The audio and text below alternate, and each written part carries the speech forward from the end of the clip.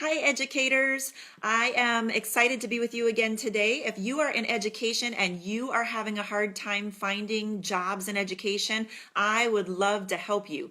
I am Dianne McKinley, and I have been in education for over 20 years.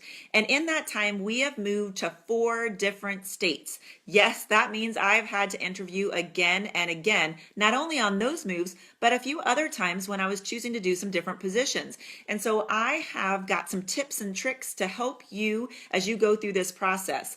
It can be a lonely one. And as I've moved, I've had lots of friends and also some people who became friends who have asked me, Dianne, how do you find jobs so quickly in such great places?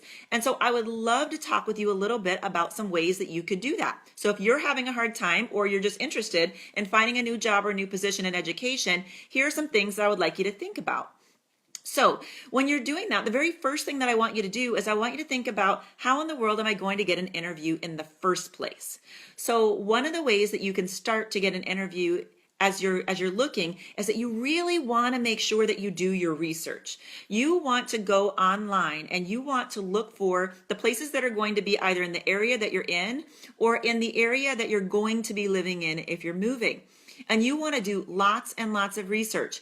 You want to look at the website of the school or schools. You want to look at their social media presence, and you want to find out everything you can about that particular school.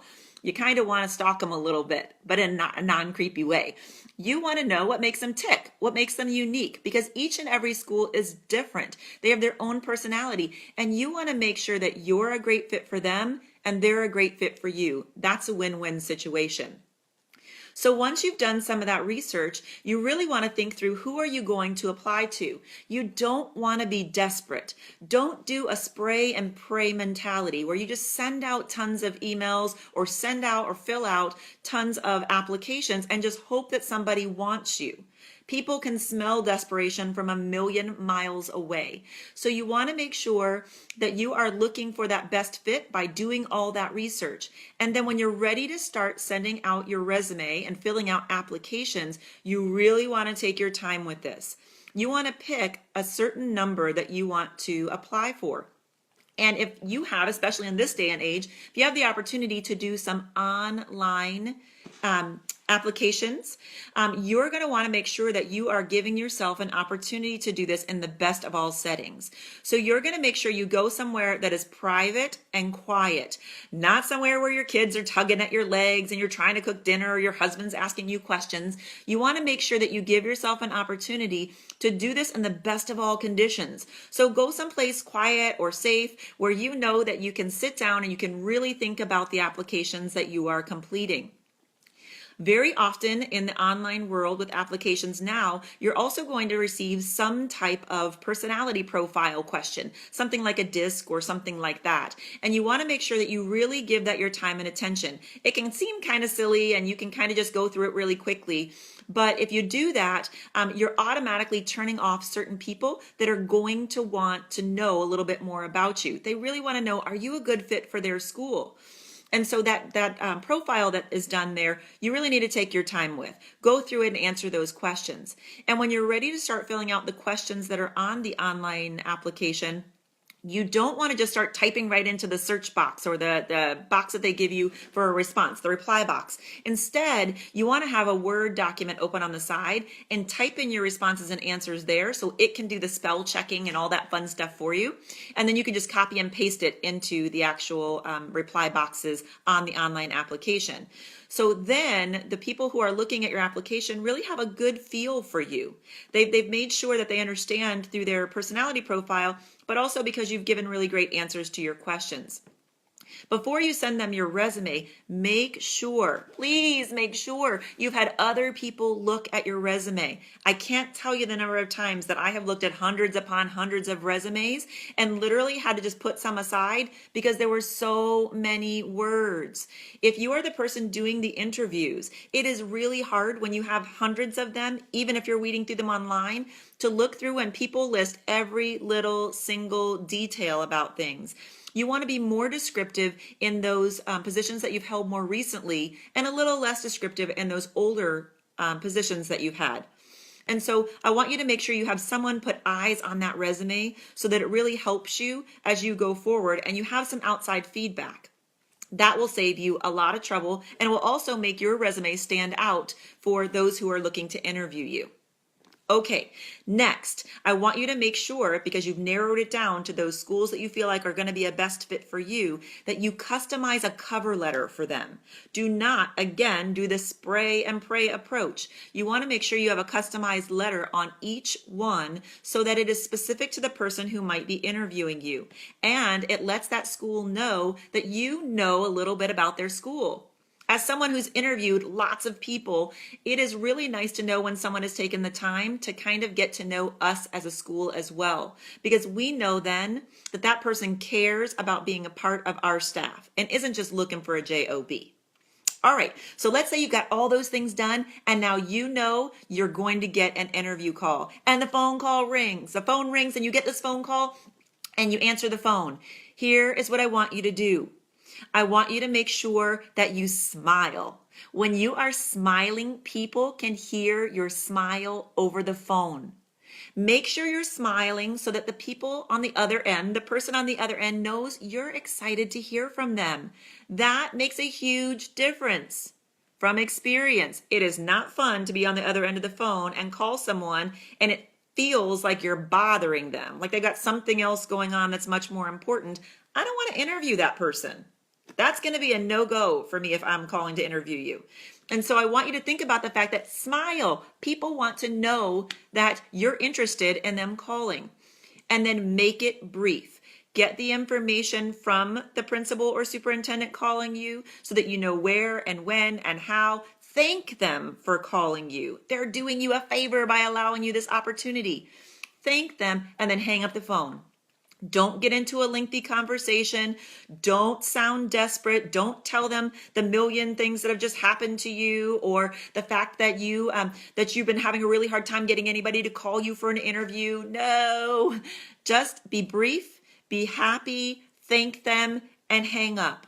And then you're off and ready for your interview. Now, let's talk about that piece. Here's what I hear from principals and superintendents all the time in my work, but I also know from my position as an administrator. It is so important to be ready for an interview. Number one, listen to this. Please come dressed for your interview in a professional way. I can tell you from experience that in the middle of the summer, I do not want to see you come in flip-flops and shorts. That doesn't tell me that you're excited about being a professional in our building. I understand it's summer and it's hot, but you want to come in dressed like you want to impress the people that are there, because you do. You want them to understand that you are serious about your profession. So ladies, you need to come in a dress or a skirt or slacks and a blouse and even a jacket. And then, yes, a full suit is something I would ask you to do. It is going to be something that will impress upon the people who are interviewing you that you are serious about this position, that you're a professional. If you don't want to wear your jacket, at the very least, make sure, gentlemen, that you have on slacks and a button down and a tie. That says that you are excited and you take this interview seriously. Make sure that you might be saying in your head, Diane, but I'm a kindergarten teacher. I roll around on the ground with kids all the time.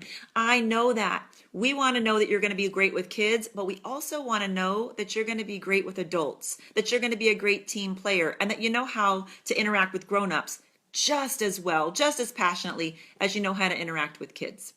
So once you've got the dress down, once you know what you're going to be wearing, I want you to be thinking about your attitude when you walk into the interview. It can be really difficult not to be nervous, but you want people to get a sense of who you are and how you're going to fit in with them. So make sure you have an attitude of gratitude. Be grateful to be there. Please do not act like they're doing you a favor by inviting you there and that, oh, you took some time out of your day and you might have some other options, but you'll be here anyway. Make those people feel like you care. You should care. You want them to hire you. You also want to make sure that you impress upon those interviewing you that you have a growth mindset. You're not stuck in your ways. You want to learn. You want to be a part of a group that is continuing to move forward and that you are willing to learn whatever you don't know. Principals and superintendents don't expect you to come with everything you should know. They know that there's going to be things that you're going to need in order to grow with their school because you haven't been there the whole time. There will be new opportunities for you, but you want to go in with giving them the impression that you are there to learn and to be a part of a community of learners. We ask kids to have growth mindset. We ask kids to be lifelong learners. We have to model that as educators every single day. All right, so before you get into that interview that we just got all of our clothes ready for and we're thinking about our attitude, you also want to make sure that you've done that prep, that you know those key talking points that you want to share that are not just about you, but they're specifically about that school and the online research that you did before you got the interview. So what are those key talking points that you want to make sure you hit in that interview? Because while you're nervous, you might forget some of those pieces. Practice it, rehearse it. Practice in the mirror. That is a great one. It's really hard and distracting, but it is just like being in an interview when you're distracted by other things as well. Practice in the mirror, find a friend, find a spouse, ask somebody to let you practice with interview. There are tons of great interview questions out there online. You can find them, you can practice them so that no matter what they throw at you, you'll be comfortable in thinking about your responses. Okay, so now that you've done that, I want you to make sure while you're in the interview, you don't talk too much.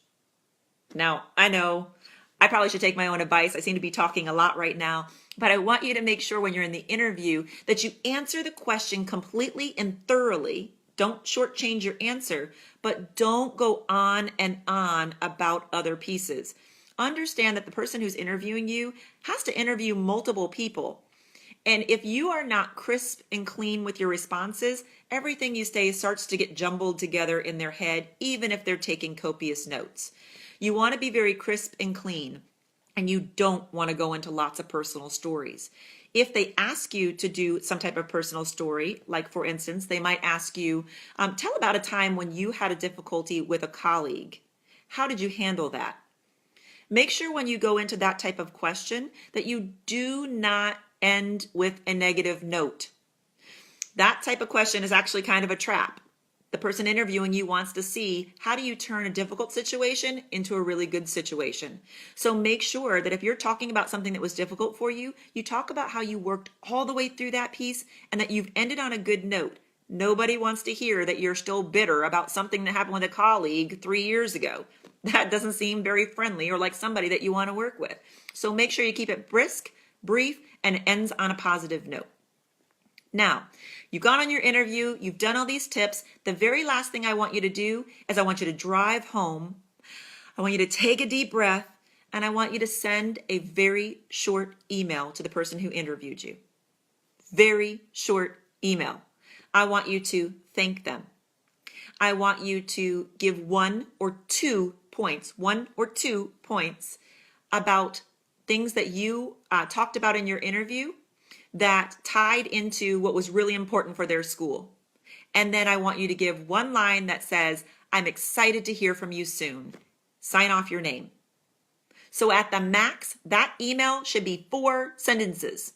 That's it. Do not call them on the phone. Do not hound them. Do not send 50 emails. When are you going to let me know? What's going on? Understand that the process takes a while sometimes. Very often, they will let you know in the interview when you should hear back from them. But a really brief email after the fact is not intrusive. It does not overstep bounds for anyone, and it makes them understand again that you really appreciated their time, no matter what they decided. I hope that you have wonderful interviews. If you have positions that you're looking for now and you want to type down in the response box and you want to comment there, I would love to hear your name, where you're from and looking for jobs, and what kind of jobs and education you're looking for. If you have questions or want any other pointers, please put that in the comment box as well. I will go back and read them, and I'll give you some other tips for things that I've found as I've traveled around this country. And I would love for you, please, to share this with those that you know might be looking for education jobs so that you can help them as well. I hope you have a wonderful day. You can always visit us at www.INcompassing Education, and that is www.INcompassingEd.com. Have a great day.